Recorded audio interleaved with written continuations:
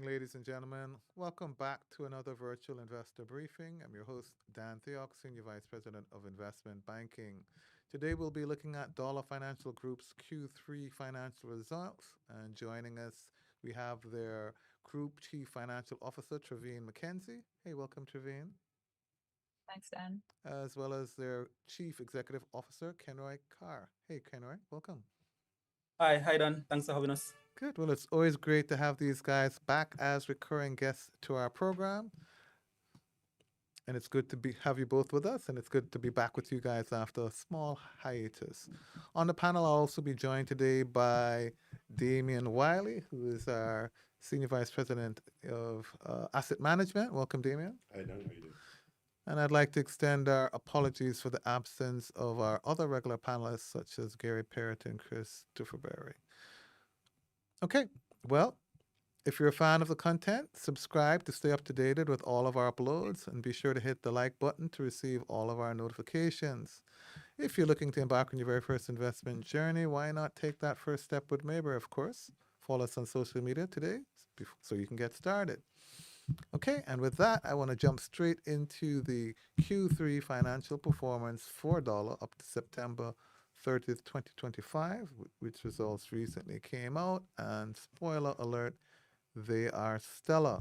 So if you guys can bring that up on the screen, we can see that interest income increased by 30% to a whopping $1.5 billion. Net interest income increased also by about 32% to $1.2 billion. Operating expenses increased by 24% to $619 million, and net profit after tax was $434.77 million for the period. That's up by 28% over the same period last year, and it's higher than the profit that they made for their financial year ended December 31st, 2024. So congratulations there, guys. We see total assets increasing by 35% to $4.8 billion. Total liabilities increasing similarly up to $3.35 billion. And as a result of the profit that they made, you can see shareholders' equity increasing by a whopping 38% to $1.45 billion. So this is great results. Great to see the company continuing to grow from strength to strength. Since listing over the last 3 years, it's been exceptional. Share price now up to $2.49. That's a PE of 12.3 times, which is very cheap, folks, in this junior market where the higher mean average PE ratio is about 16x. And for junior market companies, I took a look. I can only find a handful of junior market companies that are turning $500 million of trailing earnings. That's really rare for the junior market. I can only think of, literally 2 or 3 others, and this company continues to grow from strength to strength. So I think at 12 times PE, it's relatively cheap compared to some of the peers, which I'll mention when we get to the next slide. So good balance sheet. We see that they raised $1.6 billion last year. And they've used those funds to lend out and grow their loan book, growing that loan book up to $4.6 billion. And that growth in the loan book is essentially what has driven the growth in the profitability of the business. So as you all appreciate, it's a microcredit business that also has ultra finance there, so you do a little bit more than just microcredit. And we'll talk about the relationships and the proportions as we get into the discussions. But they are essentially a lending business which borrows money from the market and then uses that money to on-lend to its clientele, and that's how they make their spread. That's sort of fundamentally what they do as a business. Next slide shows what's been happening with the profit by quarter, I believe. And we can see here, 3 quarters in a row where they've done more than the $100 million per quarter. For those of you who followed the program before, I've charged Trevine and Kenroy with the minimum standard $100 million per quarter, and we agreed any quarter that they don't do $100 million, I get to spank Trevine. So 3 months in a row, they've done exceptionally well. Now up to $186 million for the quarter, the highest quarter that I have seen in the last 3 years. Kenro, I think this has got to be the most profitable quarter yet. So kudos, congratulations. We'll certainly be talking about what did you do differently to get there. But this is now the golden standard. So where we once said 100 million was the minimum bar, Kenroy, it's now 150 million. And Trivian, I'm sure you'll agree, any quarter that you don't do 150 million, I get to do you know what. So congratulations on the results. Looking on the next slide, we get to see the performance in the share price, and that share price we've shown you sort of since the last 2 years. It's had a high of 353, a low of 190, trading at about 249. In the last year, it's been sort of relatively flat. As I said before, it's trading at a 12 times PE ratio, and that's really relatively cheap in the junior market where the average Harmony average is 16x. Just to give you a feel, again, 500 million trailing earnings. Let's look at a few others just to give you a feel. Mailpack, 333 million trailing earnings. Good company, trading at 18 times PE. Fontana, great company, $664 million trailing earnings. The only one I could find that's doing better than Dollar, but that's trading at 19 times.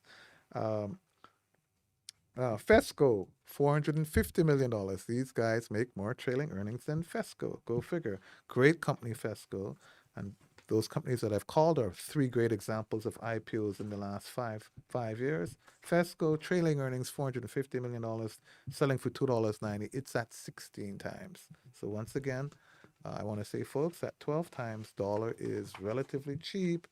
And I would encourage you to go and get some more Dollar shares because guess what? We expect even more growth, even more substantial growth to go forward as the business continues increasing their borrowings, tapping new markets, and trying to grow their loan book. So with that, Kenroy and Trevian, I want to get into a few Q&A. And so let me declare interest. So Mayberry, as you guys know, we are, through our group of companies, a substantial shareholder in Dollar Financials. Perhaps as a group, we're the largest single shareholder. And in my investment banking role, I'm also a financial advisor. We helped them raise $1.5 billion last year through a private market raise. And this year, we are in the middle of a public raise for Dollar, where we're also trying to help you guys raise an additional $1 billion to help you continue growing your debt book. And speaking of debt, Trevine, I think you had like a $500 million debt maturity that came up in October, the month after you reported. So could you tell us if you guys successfully repaid that debt? Yes, we were. Well, thanks for that, Dan. First of all, we were able to successfully repay that debt to our investors in October. So we're really proud to have reported that as well, with the help of Mayberry, of course. Great. So let me ask the obvious question. You're trying to borrow $1 billion more, Trevine. Like, what do you plan to do with that money? Well, I mean, of course, we have some debt on the books that we would like to clear. And then, of course, the balance of that will go right into the loan portfolio as we have done in the past. Good deal. And Kenroy, so again, loan book now up to $4.6 billion. You're going to net borrow, let's say, minimum $500 million. What does your profitability and your business look like if you get $500 million into your hand? Now, first question is, can you really lend out $500 million more, Kenroy? And again, what does it do to the business? Well, for sure, Dan, especially in light of some of the recent catastrophic events that have taken place, I think cash will become key to our operations, and the bond raise will definitely help us with the demand that we have seen prior to the hurricane, and also that we continue to see as people try to build back with Dollar. And I mean, we have a lot of customers who have been impacted by the hurricane who are really great customers. And because our focus has always been on businesses, we will have a lot of small, medium-sized businesses that will require assistance in building back and growing and recovering. Okay, speaking of having a lot of customers who were impacted, I think you had a release out today. I sped read it, but just tell me, long story short, what's the impact of the hurricane on your business, on your clients? How do you imagine this impacting you guys going forward? All right, so for quick summary, the obvious is that we do have a lot of branches and customers in the parishes that were most affected by the hurricane. Maybe about half our staff we have in those located in those areas. We have been able to as best as possible assist our staff or customers so far, and have begun reopening a few branches in those locations. We do expect that over the short term, so maybe in the next 2 to 3 months, we will see a little slowdown in terms of payments as we assist our customers through moratorium and perhaps refinance in some cases to get back on their feet. So we will see a little bit of dip in terms of our collections, but I know that this will be short term. In terms of our total exposure, I believe you'd have mentioned that we did release, because as soon as the hurricane took place, we did move to assess our collateral, assess the portfolio that has been exposed. And our exposure, while I would say modest at about 4%, the fact that we have been maintaining a secured loan strategy all along, I believe that has proven critical in these times to ensure that the stability of the portfolio and the quality remains high despite all of these events. Okay, and tell us a little bit about that. Expand on the quality of the portfolio, the secured nature of your portfolio, etc. I mean, we've said it in times gone by, but I always like to hear it again because, when I talk to people and they hear, $5 billion loan book to SMEs, they get nervous. And I turn around and say, but more than 85% of their loan book is secured and they have good collateral, usually real estate or motor vehicles, whatnot. And you're fairly diverse in the way you do it, but could you, put some numbers behind that so folks can appreciate what we're talking about? Right. So certainly we're looking at, as at the end of September, about 85% of the portfolio being secured. And when I say secured, I'm talking about the collateral being real property. So real estate, whether it's land or apartment buildings and other like buildings, like structures, as well as motor vehicle, and in some cases even stocks. So persons who have their dollar shares actually can pledge those as collateral for the loans that we take out. So when we look at the 7 parishes, for example, we're seeing where 90% or 91%, I believe to be exact, of the funds that we have disbursed or that's on our book would have been secured predominantly by motor vehicles. And in the cases where the collateral is the motor vehicle, what would happen is that even if those collateral, we would have seen reports of damages to the collateral, they are always comprehensively insured and our interests are registered. So while we work with the customer, we also work with our insurance partners to ensure that our interest is represented, which means that in the event of loss, the payment will still come to Dollar Financial, and then we will see how best we can help the customer from there. And that is really critical. So when we do the assessment, it is predominantly the unsecured portion of the portfolio, which obviously is very minimal, given that it would be about 9% in the affected areas, and then that would really be where the material exposure would come from of the 4% of the portfolio. Of course, we'd have also had discussions with our independent ECL expert who would have given us guidance as to what the formulas may look like, because of course with these events you can expect that the probabilities will change. Yep. And as such, we would have accounted for those adjustments in our assessment of the total exposure for the loan portfolio. And we are, while modest, I would still say that we're in a very good position relative to other companies who do lending at this point. Good deal. And Trevine, give me a sense as to how big Ultra has gotten in the overall scheme of things. Well, Dan, at this time, there's a real healthy balance between DOLLA and Ultra. Before Ultra was picking up and it really got big, but we're seeing now where the playing field has leveled, and we're happy for that because it assists us with continuing to diversify the portfolio. Right. We don't want the entire portfolio to be high net worth clients, and we don't want it to be all SMEs. So it's a healthy balance. I think Ultra now is at about 37% of the loan portfolio, and we believe that's a good risk management where it is now. All right, good deal. Damien, you've been awfully quiet. So I'm giving these guys a chance to tell us the good news. So fraudulent activity currently affects loan security documentation across the sector as a whole. What's the quantified exposure to DOLLA? And secondly, how much of that expected credit loss for Q3 admin costs were one-off costs versus recurring? So in terms of the loan portfolio, approximately 3% has been impacted by fraudulent activity. And we did discuss this some time ago, maybe 2 quarters ago. Those 2 events took place in Q1 and Q2. Luckily for us, Q3, we did not experience any such activity. So we're really just recording the year-to-date numbers as it relates to the fraud. So that's really contained at this point in time. We estimate that about 95 to 100 million at this point are one-off expenses right now, and we have recorded those as such as bad debt expense.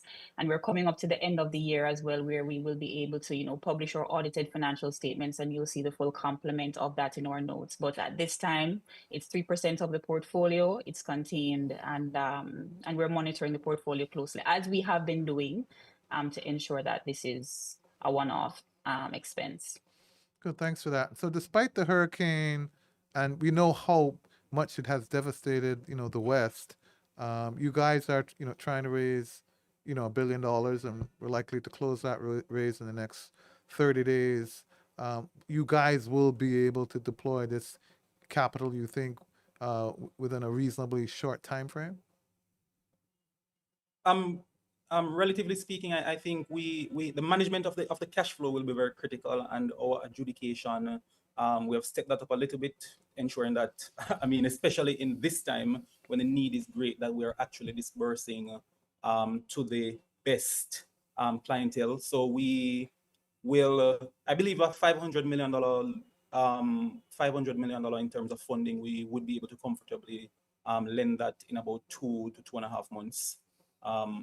At this point in time, and that is us being prudent and ensuring that the management of our cash is really optimized.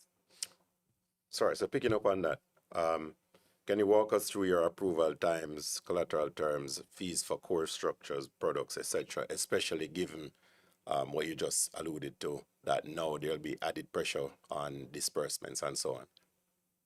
That's correct. So for us, approval, the typical loan for us typically takes about 24 to 48 hours once we have received all the necessary documentation to get approval. For larger loans, we do a lot more due diligence, and especially when it comes to those secured by property, we actually don't just rely on documentations, but we drive out in the field to look at where the property is located and all of those things. So those will take a little bit longer. But a typical loan, once we have everything that we need on file in terms of adjudication, is approximately 24 hours. In some cases, it can go up to 48 hours. We generally lend about 40 to 50% of the value of the collateral. So the loan to value ratio is about 40 to 50%. And when it comes to the financing of motor vehicles, especially, we would finance somewhere in the region of 80 to 85%. And of course, the vehicles that we finance are often income generating, whether to taxi operators or other persons who work in the transportation industry. But with ongoing, as the time goes by and in light of everything that has happened, we just continue to streamline the processes to ensure that the time reflects the reality, while at the same time maintaining prudent risk assessment and protecting the quality of the loan portfolio.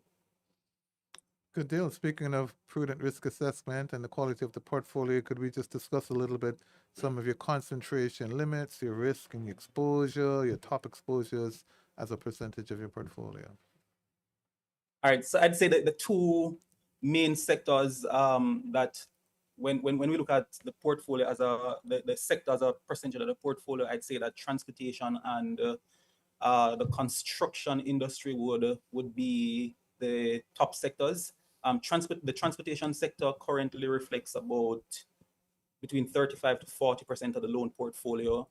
Again, this sector is the loans in this sector are really income generating. So we find that the performance itself on taxi loans, for example, has been phenomenal in terms of non-performance.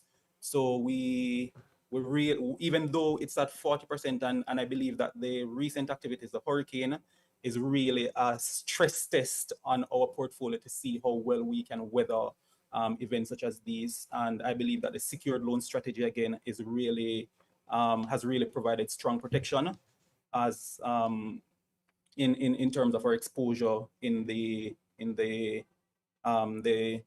transportation sector.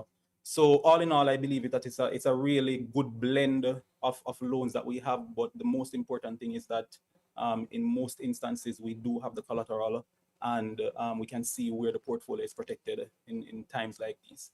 So picking up on that, right, and I mean you alluded to it. So the transportation sector seems to be one area that, based on what you're saying, has grown significantly. What are the other 2 or 3 growth engines behind Dolla's massive performance this quarter? So the transport, we had some activities over the last. The transportation was a focus point between July and October, I believe, and would have seen a great uptick in the loan disbursements because of those, and we would have done some partnerships as well with ICWI and Amber Connect to kind of add a lot of value for the client themselves and protection, as well as protection for the loan portfolio, and that would have resulted in increased, and I would say we have seen a good momentum when it comes to disbursement in the transportation sector because of this partnership. But we have also seen where the manufacturing industry and a lot of emphasis on small businesses would have contributed to increased disbursement and also increasing the overall profitability of the business for Q3. Great. And tell me a little bit about maybe your average, loan size, maybe average duration, if you feel comfortable for like the DOLLA versus like for Ultra, so we can have a feel for how small a loan you do and how big a loan you do, maybe average loans, durations, that type of thing. So we're averaging loan sizes of maybe somewhere between $1.2 to $1.5 million for DOLLA per client, and this is really, again, because the business focuses 90% of its effort on business loans. So the smaller loans that we do, 100 or 50,000, those are typically personal loans, and that would bring down the average somewhat on the DOLLA side. On the Ultra side, we are averaging somewhere about $15 million per in terms of the ticket size that we disperse. And how big can it get if I wanted to, borrow $80 million to grow my business? Is that something you guys could facilitate, or would that be like a concentration risk problem? Or so it really depends, Dan, on our assessment of the facility. A lot of times we really prefer to kind of diversify as much as possible the portfolio and maintain as low as possible the average ticket size. However, if we do an assessment on a loan of 80 million, which most likely will be an Ultra facility, you will find that depending on the cash position of the company, as well as our review of the loan, the quality of the quality of the application in terms of our thoughts on repayment and our ability to collect on this loan, as well as what we have for our asset or collateral and our ability to easily liquidate in the event of default, and just the customer character, everything, then we will take a decision on that. We have loans on our book that would have been close to that figure, so that's something that we will continue to do. However, it all depends on the cash position and the quality of the loan itself. Got it. So if I wanted I'm going to be specific, an $80 million bridge for 3 months to close a house deal, that's something I could give you a call about. You can for sure, Dan. And if you want it, I'm sure that. Well, if the rate is good, I'm very interested. Just a short bridge, Certainly. Damien, any more questions from you? I have one more here. So what's your medium-term EPS growth, and what ranges should investors be looking to monitor? So we are initially, for the start of the year, we were aiming at about 40 to 45%. But at this point, based on our reassessment, we are looking to get to about 30 to 35%, especially since we have adjusted our expectations, due to higher provisioning, and we've seen that this year, and the loan book impacts due to the hurricane, and we're expecting slower economic recovery. So we've adjusted our expectations for that, and we're looking to about 30 to 35% versus the 28% that we're currently at. All right, good deal. And folks, I do want to remind you, for those of you who are online, if you have any questions that you want to ask, feel free to put them out in the chat group, and we will make our best efforts to look at them. Speaking of which, Damon, do you want to take maybe the first one or two that you see in the chat group? Sure. I think you might have touched base on this one before, but just for the viewers online, the question is what percentage of your loan book is with clients based in affected parishes? I know you had already said it, but just for, you know, the general edification of our online viewers. Right. So the percentage of the portfolio in the affected area is about 40% at this time. But I want to just state that the key thing is that we have already conducted an assessment of the potential exposure in light of the activities. And we do anticipate that in the short term, we will see some slowdown in repayment because, of course, these customers, some customers are still unreachable. Actually, because we are still far from the recovery at this point, from recovering at this point in time. However, due to the fact that the portfolio is so heavily secured and how we've moved over the last several months or years to kind of protect the loan portfolio, we believe that our exposure really lies in the unsecured section of the loans that are in that area or those areas. And we do estimate that maybe our exposure is about 4% of the loan portfolio at this point in time. And we have another one, which is great because you literally touched on it just now. Was their collateral destroyed by the hurricane? And if so, how significant? So based on our assessment, again, we do have a few land properties that are just land only. The biggest loan that's on our book is actually a land in Montego Bay. So obviously the damage there wouldn't be any damage to land apart from flooding, and we haven't really had any major issue where that is concerned.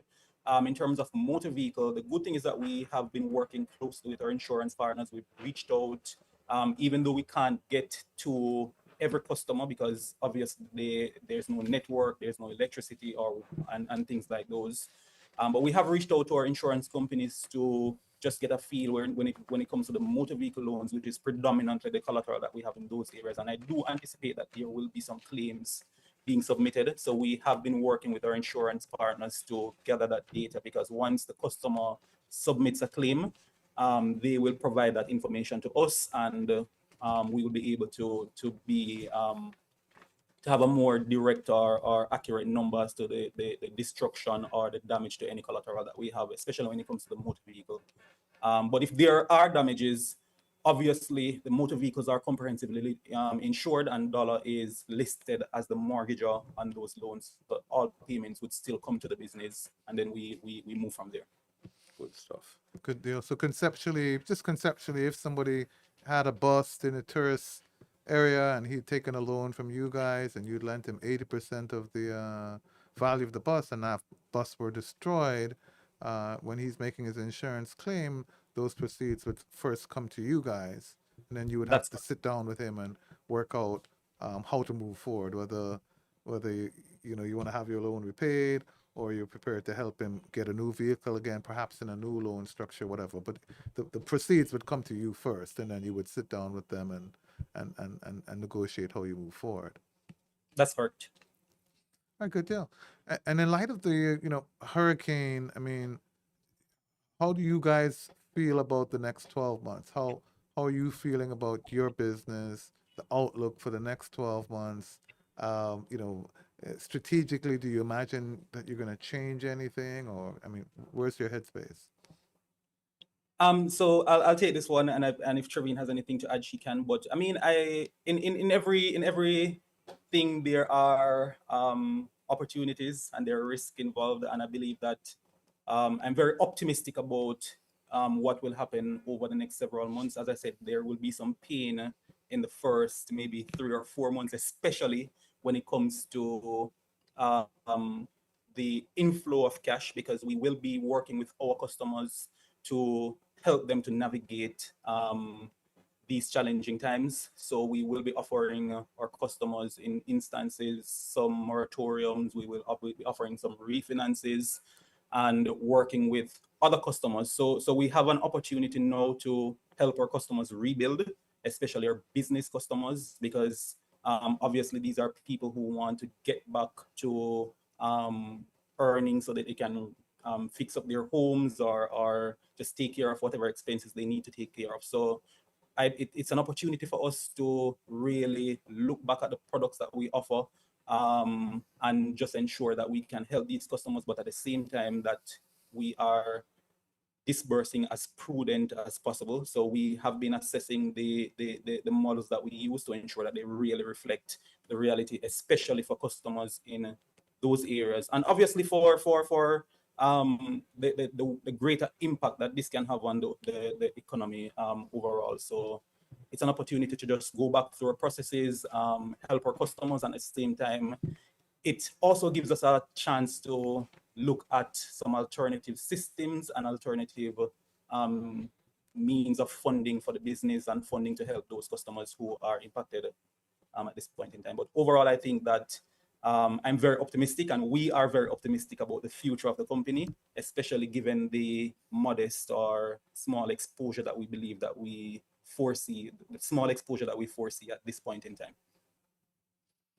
Good deal. And one of my favorite questions, and I don't mean to be insensitive, is dividends. And I'm a investor, I'm a shareholder, of Dollar Financials. I have two little shares, man. I can rub two pennies together. So you guys made $435 million profit for the 9-month period. Please remind me of your dividend policy, sir. And I know you have to balance liquidity needs and shareholder wants, etc. Or madam, whichever one of the two of you. I mean, I don't want you to run afoul of the GSC rules, but just conceptually remind us about your dividend policies and any thoughts you have about managing dividends versus liquidity for the next couple of months. So I'll take this one off, Kenroy. So yes, we have been very modest with our dividend payout this year. Typically, our policy is 50% of our earnings. But really, the modest payout this year, it reflects our deliberate decision to really prioritize the strength of the balance sheet and growth funding for the business. So investors can expect that the dividend policy will remain measured for the remainder of the year into next year Q1. And that this approach will really position the business to deliver both capital appreciation and consistent dividends in the medium term. So it's about reinvesting today, and that will enhance our capacity for larger, more stable dividend distributions in the near future.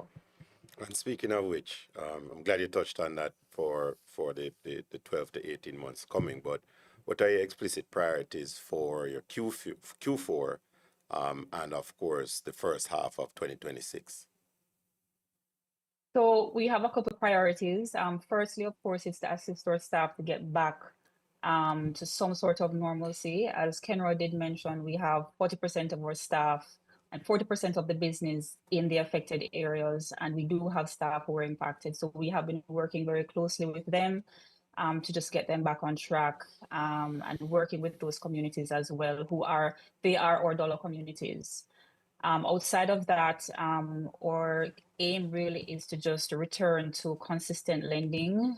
We see where sales has been very consistent this year, and we hope to keep that momentum going into December and into January.